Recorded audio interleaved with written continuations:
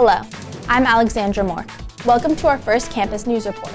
The goal of Campus News is to inform Harvard-Westlake students, families, alumni, faculty, and staff about issues or events that impact our community. Last month, Holocaust survivor Erika Jacobi and former German Nazi Ursula Martens spoke at an all-school assembly. Senior Xenia Bernal interviewed the woman before opening the assembly to questions. Both speakers discussed their very different experiences as children during the Holocaust, how they coped with the aftermath of World War II, and what they hope future generations will take away from the historical tragedy. For more information, read Martin's book, Stations Along the Way, The Spiritual Transformation of Former Hitler Youth Leader, and Jacobi's book, titled I Held the Sun in My Hands. Community Council and the Make-A-Wish Foundation worked together to help a 6-year-old boy with leukemia achieve his dreams of commanding a ship. Students, faculty, and staff gathered in Taper Gym to cheer on Henry Reed as he steered a ship, gave commands, and fought pirates. At the end of the assembly, Henry was told that he will go with his family on a Disney cruise. This is the second year that Community Council and the Make-A-Wish Foundation teamed up to make a child's wish come true. Prefect Council is hosting the third Coffee House of the year this Monday in Chalmers. The Valentine's Day themed event consists of volunteer performances from students and faculty. All students are invited to watch the performances after school. Harvard-Westlake has targets and bounty hunters roaming its campus.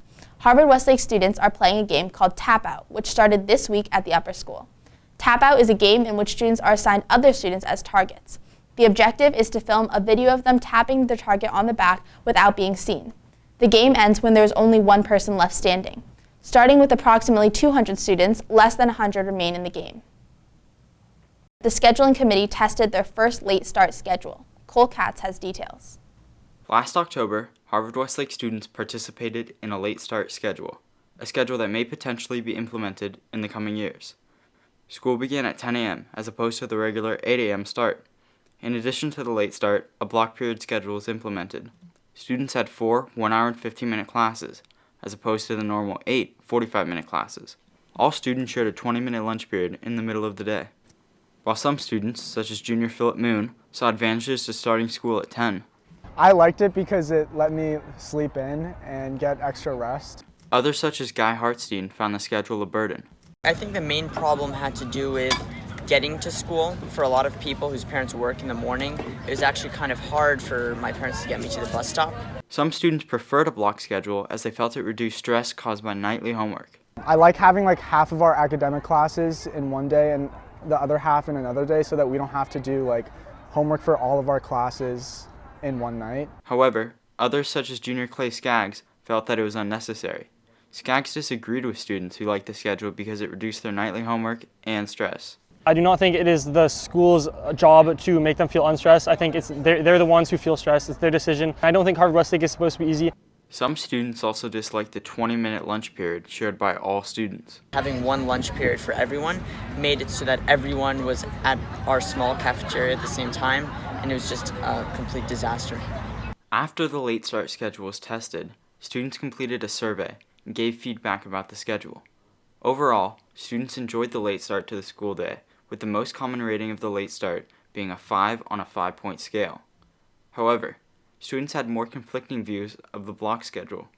The median rating, given by 36.4% of students, rated the block schedule a 3 on a 5-point scale.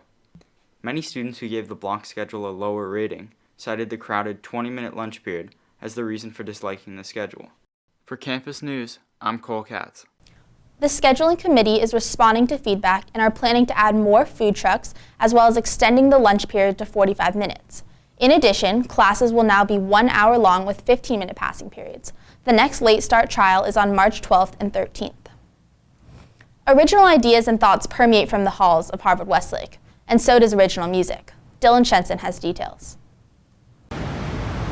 Harvard-Westlake has focused, driven, and creative students. Some of these students even make original music. Today, you will meet 4 of these groups. Leading the charge for more social conscious rap, senior rapper Cassius Bithwood's music is unique in the rap industry. Me is I want to try to make hip hop music that's, outside the box and different. A lot of times now in hip hop specifically, we have a lot of music that's curses or disrespects women. Bithwood enjoys that his music impacts others. I love to create the idea, and then I also love to present my idea to the world. Junior singer-songwriter Tyler Gannis' music is influenced by his other interests, such as baseball and acting. I can draw inspiration from different experiences that I might have on the baseball field, just like the time with my coach, or even in the acting room. Sometimes you have a bad audition and you get really pissed off at one of the casting directors, and some beautiful pieces can come out of that. Gannis has the same hope as many musicians have for their music.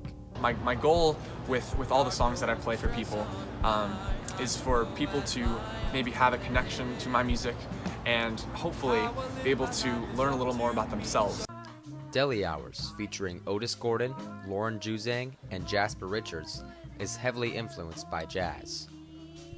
Gordon describes the time they spend together making new music as enjoyable. Time flies really fast when we're recording music, so I think that shows that we are having a grand time. Richards talks about the group's problem of finding time to work on music with one another. No, it actually is really hard for us to find time to get together. We only ever really get productive studio time when we have a school break. Sometimes we'll meet after school for an hour to rehearse our songs, but besides that, it's pretty hard for us. Junior singer-songwriter Graham Berger Sachs incorporates classic rock and hip-hop into his work. He loves the therapeutic aspect of creating music. It's just a really good outlet. Simply writing and playing is just enjoyable for me, but also in life, everyone has different outlets to deal with their issues, and if you have a bad day, for me, music and writing music is that thing for me. It's the thing I can always come home to and know it will be there and know it will relieve my stress or my issues and kind of just take me out of the world for a minute. Berger Sachs' music writing began at an early age. Since I've been writing music since I was 8.